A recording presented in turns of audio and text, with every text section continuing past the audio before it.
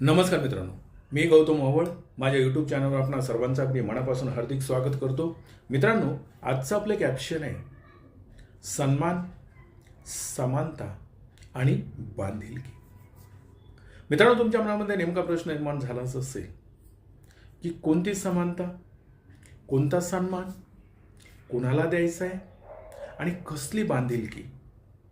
या सर्व प्रश्नाची उत्तरं आपल्याला या व्हिडिओमध्ये पाहिजे, तर व्हिडिओ पाहायला विसरू नका.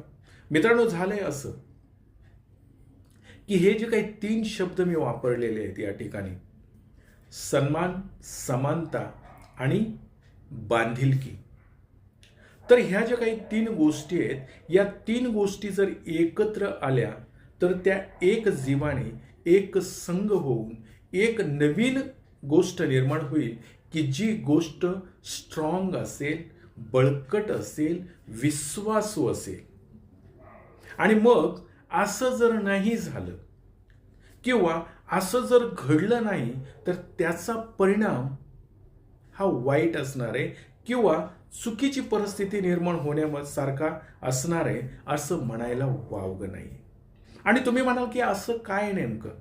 तर मित्रांनो, ही घटना अशी घडतीये की महाराष्ट्रामध्ये असलेला अकोला जिल्हा आणि याच्यामध्ये एक बॅनर लागले त्या ठिकाणी आणि त्या बॅनरवर असं लिहिलंय की महाविकास आघाडीत वंचित बहुजन आघाडीला सन्मान का दिला जात नाही. खोटं वाटते? बॅनर बघा, बघितलं? तर मग असं लिहिणारी ही मंडळी नेमकं काय म्हणतायत आणि याला कारण काय?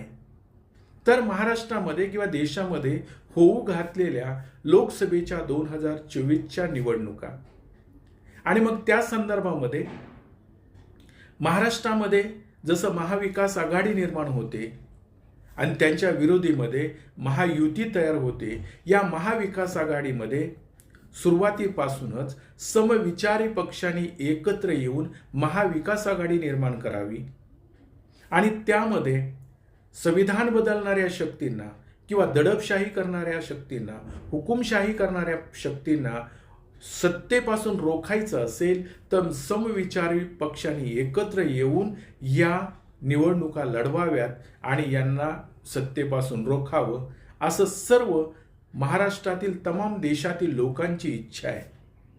आणि म्हणून तमाम लोकांची जी इच्छा आहे ती भावना प्रकट करतायत की महाविकास आघाडी जी आहे, म्हणजेच काँग्रेस, शिवसेना, राष्ट्रवादीची, याच्यामध्ये वंचित बहुजन आघाडी या पक्षाला का सामावून घेतलं जात नाही किंवा सन्मान का दिला जात नाही. कारण ही सर्व मंडळी म्हणतायत की आम्ही फुले शाहू आंबेडकरांच्या विचाराचे आहोत. फुले शाहू आंबेडकरांच्या महाराष्ट्रामध्ये आमचा विचार सर्वसामान्य माणसासाठी आहे, राजकारण सर्वसामान्य माणसांसाठी आहे. असं सर्व असतानाही मग हे एका विचाराने प्रेरित झालेले पक्ष वंचित बहुजन आघाडीला अजूनही त्यांच्यामध्ये सामावून घेत नाहीत असंच दिसतंय. कारण त्यांच्या बैठका जे होत आहेत, म्हणजे काँग्रेस, शिवसेना, राष्ट्रवादीची, यांच्या बैठकीला वंचितला अजूनही बोलवलं जात नाहीये. जर ते बोलवलं जात नसेल तर का बोलवलं जात नाहीये? कारण आज महाराष्ट्राची स्थिती जर बघितली तर महाराष्ट्रामध्ये वंचित बहुजन आघाडी हा पक्ष सर्वसामान्य जनतेचं, शोषितांचं, पीडितांचं प्रतिनिधित्व करणारा पक्ष म्हणून त्याच्याकडे पाहिलं जाते. आणि त्यामुळंच या पक्षाला जी मंडळी राजकारणाच्या परिघापासून दूर राहिली ती सर्व येऊन मिळत आहेत. महाराष्ट्रामध्ये असलेलं मराठा समाजाचं आंदोलन असेल, ओबीसींचा प्रश्न असेल, आदिवासींचा प्रश्न असेल, सर्व प्रश्नांची मंडळी वंचितला आज जर सपोर्ट करत असतील आणि वंचितची ताकद वाढत असेल, वंचितची ताकद जर या महाविकास आघाडीला मिळाली तर महाविकास आघाडीची ताकद वाढेल आणि आपण संविधान बदलणाऱ्या शक्तीला किंवा हुकुमशहाला, भारतीय जनता पार्टीला सत्तेपासून दूर ठेवू, महाराष्ट्रातल्या 48 जागा त्यांना मिळू देणार नाही. असं असतानाही मग ही मंडळी त्यांना आत्ता का घेत नाहीत हा प्रश्न निर्माण होतोय. आणि मित्रांनो, या ठिकाणी असंच दिसतंय की वंचित बहुजन आघाडी सर्वसामान्य शोषिताचं वंचिताचं प्रतिनिधित्व करते, त्यांचा आवाज बनण्याचा प्रयत्न करते, तर शिवसेना असेल, काँग्रेस असेल, राष्ट्रवादी असेल, हे वरिष्ठ वर्गाचं प्रतिनिधित्व करतोय आणि त्यामुळं या शोषित घटकांचं प्रतिनिधित्व या लोकांना मान्य नाही काय? आणि जर ते तसं असेल तर अंतर्गत जे मतभेद आहेत, अंतर्गत जे काही कल आहेत, हे या लोकांनी पहिले संपुष्टात आणले पाहिजेत आणि ते संपुष्टात आणल्यानंतर एका दिलानं चारही पक्षांनी एकत्र येऊन निवडणुकाला सामोरं गेलं पाहिजे, तरच आपण संविधान बदलणाऱ्या किंवा हुकुमशहाचा भारतीय जनता पार्टीचा पराभव करू शकतो. आणि त्या अनुषंगाने हे 3 तत्व किंवा 3 प्रिन्सिपल आलेत.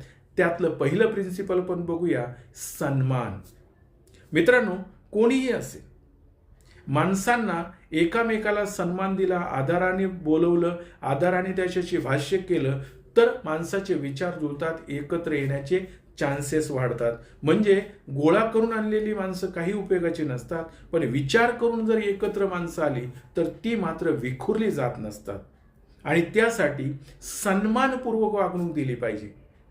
मित्रांनो, आपण असं म्हणतोच ना, एखादा पाहुणा जर आपल्या घरी आला किंवा नवीन माणूस आला तर त्याला आपण सन्मानाने बोललं पाहिजे, सन्मानपूर्वक, आदरपूर्वक त्याच्याशी बातचीत केली पाहिजे, तर त्याला आपल्या विषयी आदर निर्माण होईल आणि आपल्याला त्याच्याविषयी आदर निर्माण होईल. अशी सन्मानपूर्वक वागणूक वंचित बहुजन आघाडीला महाविकास आघाडी देईल का, हा प्रश्न निर्माण होते.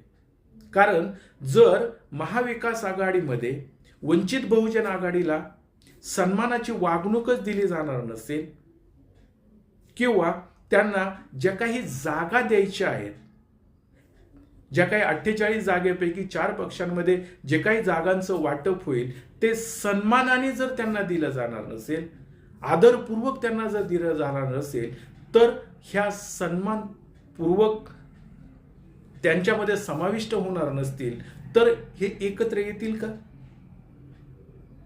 आणि मित्रांनो, दुसरा जो प्रश्न आहे तो आहे समानतेचा.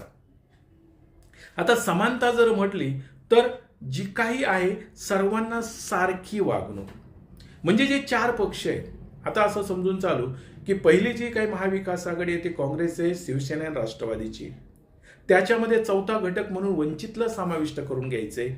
परंतु समानता म्हणजे या 3 घटकांमध्ये जे विचार विनिमय होईल त्यामध्ये वंचित बी असला पाहिजे.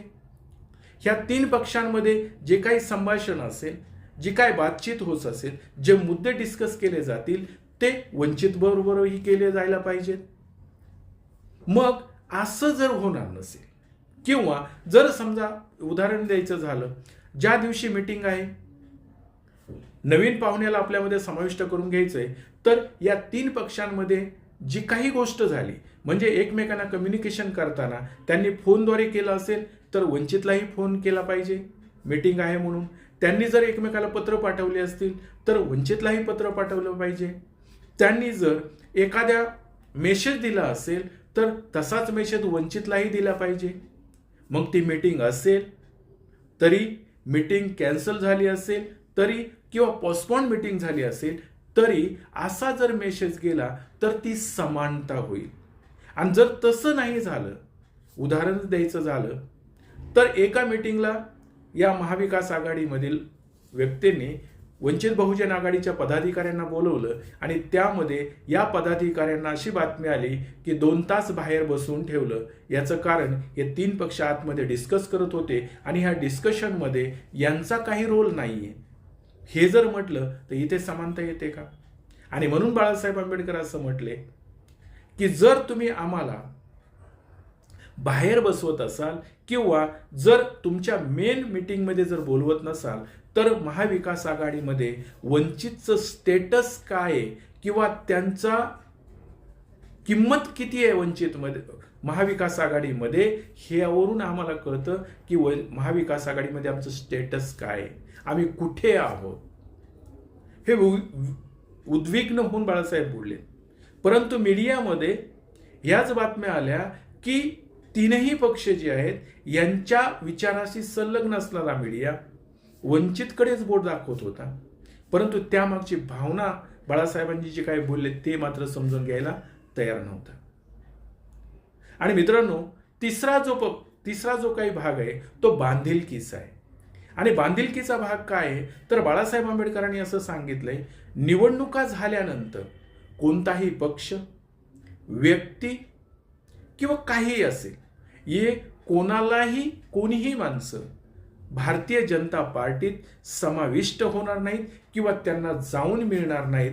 याच्यासाठी आपल्याकडे जे काही उमेदवार असतील चारही पक्षांमधले जे उमेदवार इलेक्शनला उभे राहणार आहेत यांच्याकडून ॲफिडेव्हिट करून घ्या की निवडणुका झाल्यानंतर तुम्ही भारतीय जनता पार्टीला जाऊन मिळणार नाहीत.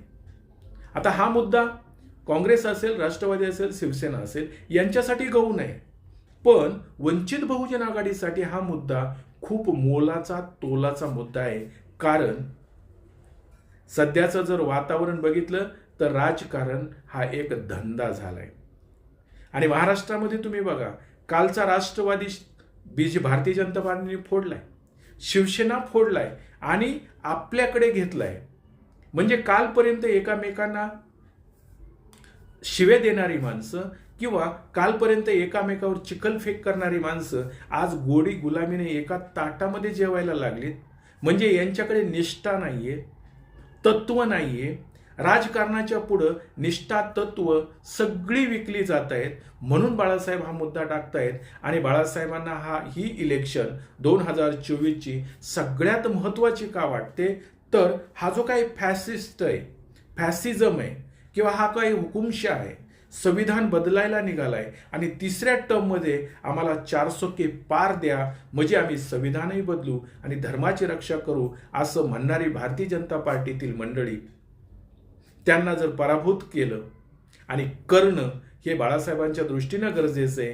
कारण संविधान हे भारत देशामध्ये असलेला वंचित, शोषित, पीडित सर्व घटकांना स्वातंत्र्य, समता, बंधुता आणि न्याय देतं आणि ह्या उच्चवर्णीयांनाही देतं. परंतु सर्वसामान्य घटकांचं शोषण व्हायला नको आणि संविधानावर आच यायला नको. म्हणून बाळासाहेबांच्या दृष्टीनं ही इलेक्शन किंवा ही निवडणूक 2024ची खूप महत्वाची आहे. आणि म्हणून बाळासाहेब त्यांना सांगतायत की ही जर बांधिलकी आहे आपली, एक विचार असेल, कॉमन मिनिमम प्रोग्राम आपला असेल, तो आपण ज्या अटी चारही लोकांना मान्य होतील किंवा ज्या कॉमन असतील, समान असतील, त्या घेऊन आपण एका दिलाने, एका जुटीने, एका विश्वासाने जर याच्या पुढे निवडणुकीला सामोरं गेलं तर भारतीय जनता पार्टीला आपल्याला सत्तेपासून दूर ठेवता येईल. आणि म्हणून मित्रांनो, ही जी 3 तत्व आहेत, समानता, सन्मान आणि बांधिलकी, या 3 तत्वावरच ह्या महाविकास आघाडीमध्ये 4 पक्ष एकत्र बांधले जाऊ शकतात असं माझं मत आहे. आणि असं जर नाही झालं तर ते एकत्र येण्याची तुसभर सुद्धा शक्यता नाही. कारण हे यांचे विचार किंवा कॉमन मिनिमम प्रोग्रामच जर पॉइंट आहेत ते जर एकत्र येणार नसतील किंवा त्यावरच यांचं एकमत जर होणार नसेल तर हे एका देवाने किंवा एका दिलाने कशा निवडणुका लढतील. आणि म्हणून हे 3 जे काही तत्व आहेत, या 3 तत्वांनीच ही महाविकास आघाडी स्ट्रॉंग बनेल असं मला वाटते. मित्रांनो, तुम्हाला काय वाटते? तुमचं मत नेमकं काय ते मत तुम्ही कॉमेंट्स बॉक्समध्ये नक्की कळवा. आज एवढंच. पुढचा व्हिडिओ नवा आशय, नवा विषय, नवे विचार ऐकायला मात्र विसरू नका. एवढं बोलतो, थांबतो. धन्यवाद.